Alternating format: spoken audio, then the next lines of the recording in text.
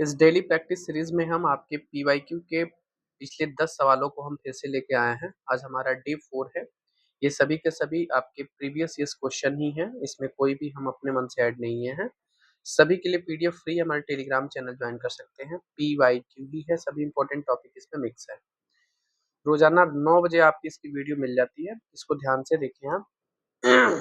कह रहा है कि एक खिलाड़ी है जो एक वृत्ताकार पथ के 7 पूरे चक्कर लगा करके 2200 मीटर की पूरी दौड़ पूरी करता है, तो उस वृत्ताकार पथ की त्रिज्या बतानी है। मान लीजिए ये कोई वृत्ताकार पथ है और इसके चारों तरफ वो चक्कर लगा रहा है। कितने चक्कर लगा रहा है? तो टोटल 7 चक्कर लगा रहा है।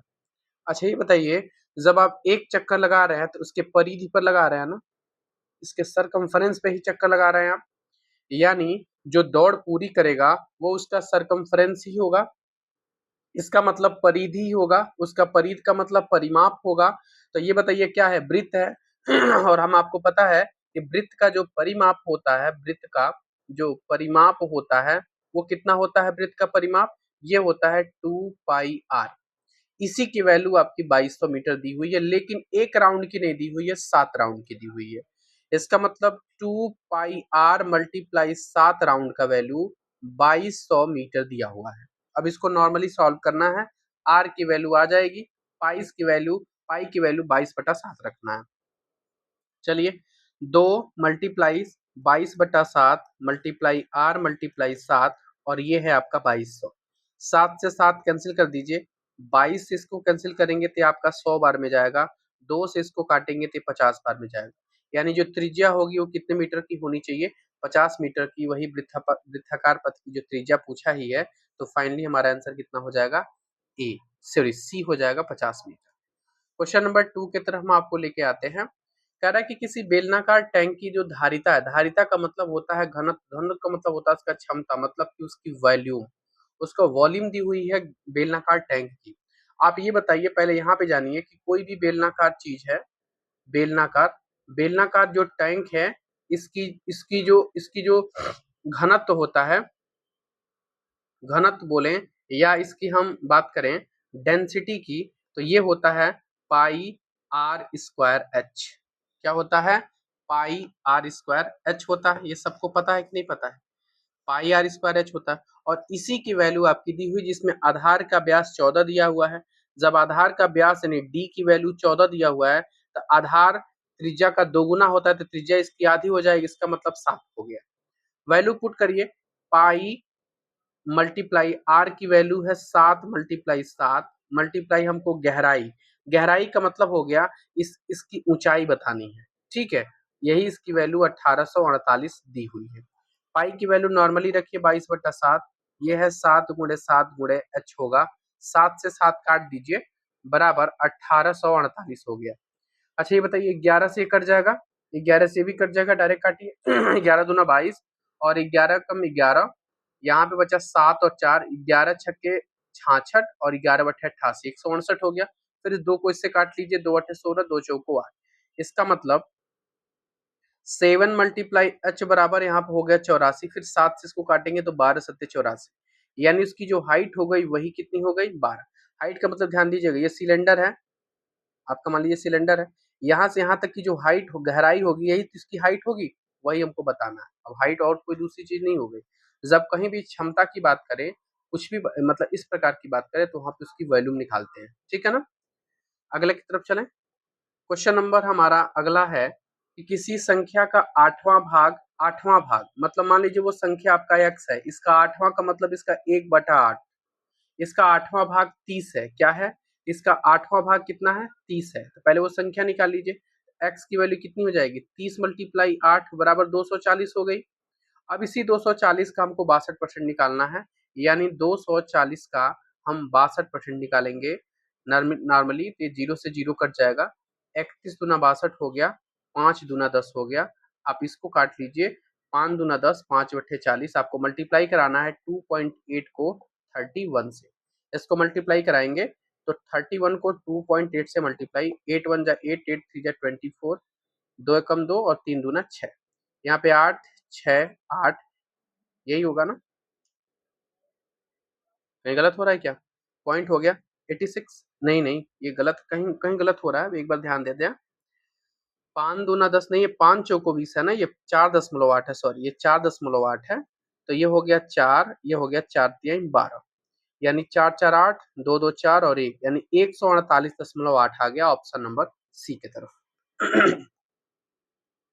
एक अधिकारी है जिसका वेतन 25% बढ़ा दिया जाता है, तो नए वेतन में कितना प्रतिशत घटा दिया जाए कि पुराने वेतन पर आ जाए। तो फार्मूला होता है, जितना चीज बढ़ा होता है उसको ऊपर रखेंगे, और बढ़ा है तो 100 प्लस कर देंगे, और घटा है तो 100 माइनस करके 100 से मल्टीप्लाई करा देते हैं, तो पुरानी चीजें आपको मिल जाती हैं। ये फार्मूला याद कर लीजिए।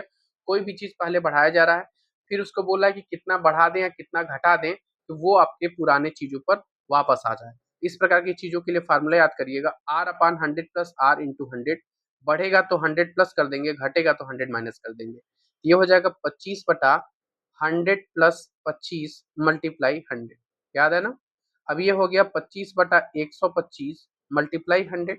25 से इसको काटेंगे तो 5 बार में कटेगा, 5 इसको काटेंगे तो 20 बार में कटेगा, यानी इसकी वैल्यू कितनी हो गई, 20%। यानी 20% घटाया जाएगा तो आपकी पुरानी वैल्यू आपकी मिल जाएगी, पुराना वेतन उसको प्राप्त होगा। चलिए अगले क्वेश्चन की तरफ बढ़ते हैं। इसके नॉर्मली आपको सॉल्व करने के लिए सबको सॉल्व कर सकते हैं। कह रहा है -2/3 के पावर -3। ध्यान दीजिए, कोई भी आपका इंटीजर इस प्रकार से दिया हुआ है, a/b के पावर माइनस वैल्यू दिया हुआ ऊपर, तो उसको यदि इस माइनस को हटाना चाहें, तो माइनस को हटाने के लिए, प्लस बनाने के लिए जो आपका हर होता है वो अंश हो जाता है, अंश आपका हर हो जाता है। यानी इसको हमको करना होगा, तो इसको लिखेंगे -3/2। ये तो नहीं चेंज होगा, लेकिन ये जो चीज होगी निगेटिव का, वो पॉजिटिव हो जाएगा।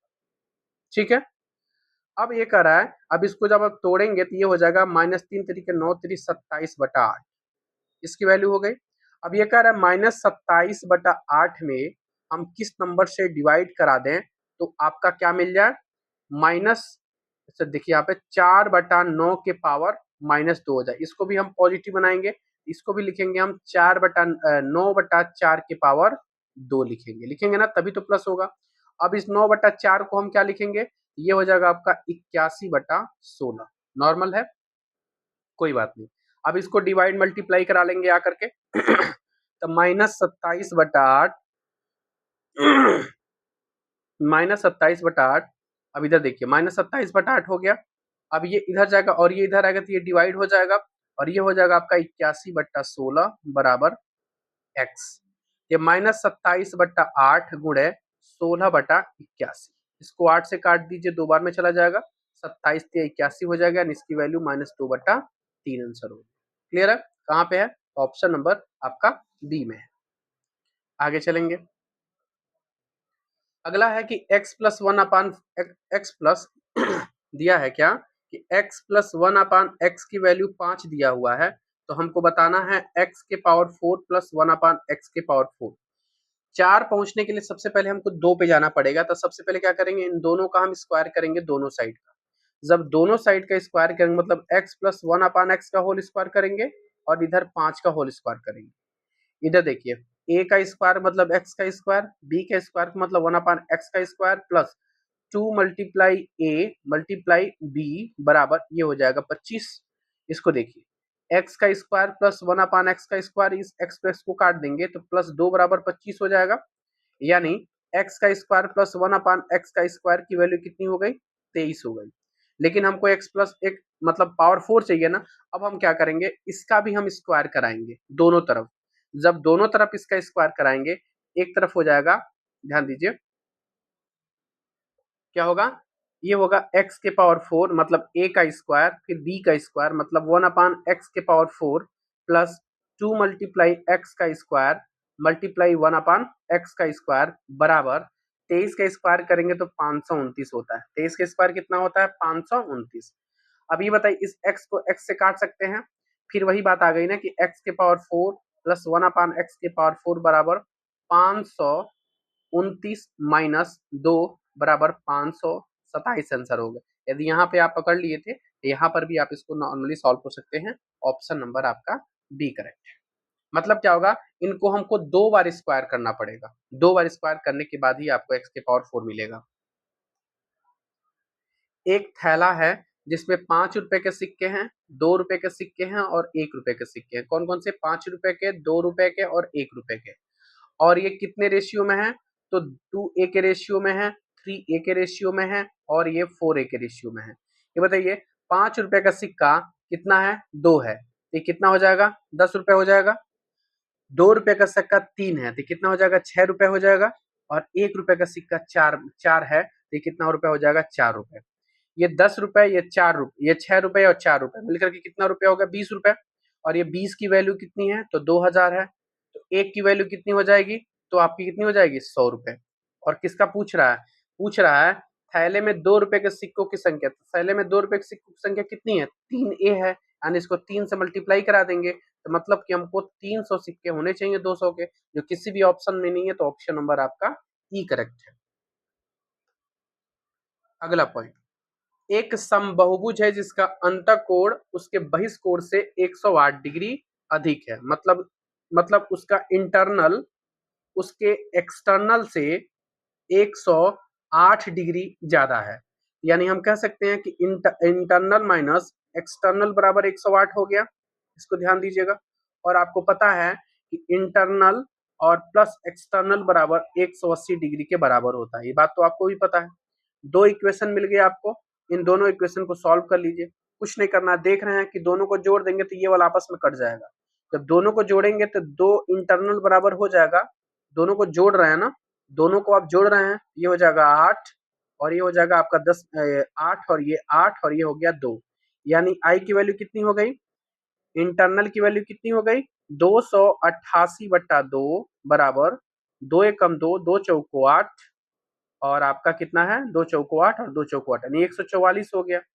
जब इंटरनल की वैल्यू 144 आ गई तो एक्सटर्नल की वैल्यू कितनी आ गई? इंटरनल से तो हम निकालते नहीं है, एक्सटर्नल की वैल्यू कितनी होनी चाहिए भैया? 180 में से 144 को निकाल देंगे, कितना होगा? 26 की 36, 36 होगा ना, 36 होगा। और हमको पता है बहुभुज की संख्या बराबर क्या होता है? 308 डिग्री बटा एक्सटर्नल। तो यहाँ पे 360/36 कितना हो जाएगा? 10, जो ऑप्शन नंबर आपका ए में करेक्ट हो जाएगा। चलिए आगे चलते हैं। कह रहा है कि x के किस मान को बताना है जो संतुष्ट करता है। क्या करेंगे आप? क्या करेंगे? पहले आप मान इसको लेकर के, इसको लेकर के, इसको लेकर किसी भी एक की वैल्यू लेकर के आप सेटिस्फाइड कराना शुरू कर दीजिए। हम आपको लेके चलते हैं 49 की तरफ।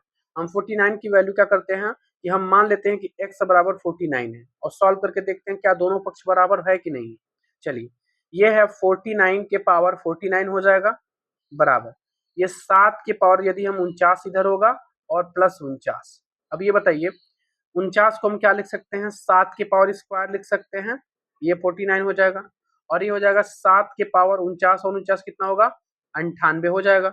अब यहाँ देखिए 7 के पावर कितना होगा? 49 गुना 98 होगा और ये भी 7 के पावर कितना होगा? 98 है। तो दोनों के दोनों आपस में बराबर हैं कि नहीं है? यहीं पे ये आंसर आपका सही हो गया। किसी भी ऑप्शन को आप रख के दे सकते हैं, आपका आंसर नहीं आएगा। ऑप्शन नंबर आपका बी करेक्ट है। अब ये क्वेश्चन देखिए, अगला क्वेश्चन कह रहा है कि 21 से लेकर के 100 तक की सभी पूर्णांक संख्याओं का योग बताना है। तो सबसे पहली बात, 21 से लेकर के 100 तक कितनी संख्याएं होंगी? तो इसका फार्मूला पता है आपको?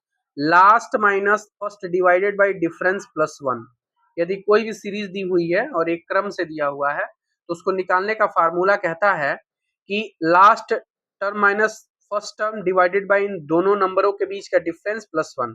तो लास्ट टर्म आपका 100 दिया है और फर्स्ट टर्म आपका 21 दिया है और डिफरेंस दोनों के बीच में 1 दिया हुआ है, क्योंकि 21 से लेकर के 100 तक बोल रहा है। ये नहीं बोलना है कि कौन सी नंबर, तो लगातार नंबर ही होगा। और इसको क्या करेंगे? प्लस हम 1 ऐड करेंगे।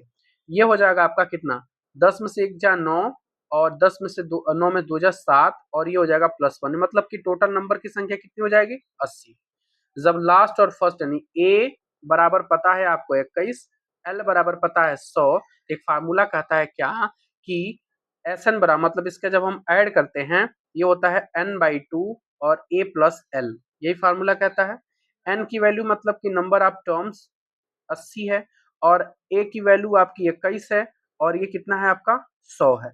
दोनों को जोड़ लीजिए, इसको काट लीजिए, 40 है, यानी 40 मल्टीप्लाई कितना होगा? 121 मल्टीप्लाई करा लीजिए, कितना हो जाएगा? 484 जीरो। यानी ऑप्शन नंबर किसमें है? ऑप्शन नंबर आपका सी आपका करेक्ट हो जाएगा।